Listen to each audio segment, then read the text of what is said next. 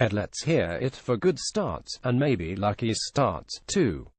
Thanks to a 61 record in Week 1, I get the honor of the duty, depending on point of view, of authoring the Week 2 post and choosing the games. The price of success. Last week, I got a chance to try out NFL's Game Pass on the Red Zone channel, which also turned out to be a good start to the season. Unfortunately, the NFL itself didn't get off to a very good start, with ratings lower than they have been since 2009. They blame the Hurricanes, so we'll see if Week 2 reverses the fortunes, along with those of 14 teams. Tampa Bay and Miami didn't play last week because of Hurricane Irma. Jazz, I won't say I had a terrible first week, going 43 to at least be over the .50 mark.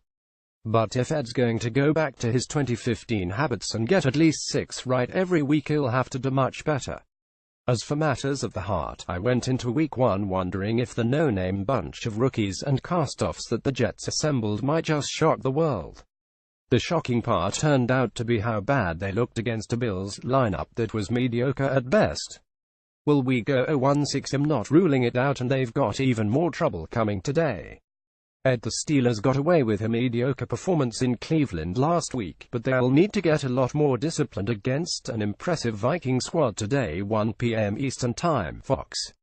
Minnesota's offense had a good night against the Saints' usually woeful defense, but their own defense strangled Drew Brees for most of the night. In order to win, Pittsburgh has to stop the sloppy, penalty-laden play on defense and get Le'Veon Bell running effectively. Steelers should prevail in a low-scoring game. 2014. The Jets go into Oakland as 2-touchdown underdogs, 4:05 p.m. CBS, which might be overestimating the Raiders a bit but getting the outcome correct. Oakland 2,617 over the Jets. Jazz, the Vikings looked really good last week, particularly given the nearly 350 yards that Sam Bradford put up. The Steelers, by comparison, seemed lukewarm at best. Don't expect them to stay that way, however. Pittsburgh is a roughly 1-touchdown favorite for a reason, so he'll prop up Ed's team and take the Steelers in a close one, 2,724. As for my Jets, what can I say? The Bills looked pretty bad last week, to be honest, and they still managed to thrash the Jets once they got their feet underneath them in the second half. This week New York travels to the West Coast to face the Raiders. Even back when the Jets won some games, they always did poorly on West Coast trips. And Derek Carr has been on fire with a ton of available targets, while we have 2 rookie safeties trying to cover them all. Sad to say, he'll take the Raiders in an embarrassing blowout, 3,412. Here are a few more games to make the week interesting. Patriots at Saints, 1 p.m. CBS. Both teams got off to a bad start in Week 1, and the Saints are playing this one on friendly turf. New England got kicked in the head at home. Can Tom Brady make a comeback on the road, or will Drew Brees shred the Pats' defense? The Pats are favored by a TD with an over-under of 56.5. After watching the Saints last week, though, he'll agree and pick the Pats by that spread, 3,124. Cowboys at Broncos, 4:25 p.m. Fox. The Broncos barely squeaked past the Chargers at home last week, and Dallas and Los Angeles Jr. expect a defensive battle, but the Cowboys should prevail, 2,817. Redskins at Rams, 4:25 p.m. Fox. No team looked more surprising than Los Angeles Sr. last week, utterly destroying the Colts in a 469 laugher. Washington got stomped at home by rival Philadelphia, but the Rams will have to face a real starting QB this week. They come into the game as favorites by a field goal, but expect a wider margin for a Los Angeles win, 3,020. Green Bay at Falcons, 8:30 p.m. NBC. The Pack played a good second half on offense against a tough Seattle defense, but it took a while for them to wake up. The Falcons came back on the road last week, but Green Bay's a tougher team than Chicago. Atlanta's favored by 3, but he'll go with the Packers in a close 2,724 fight.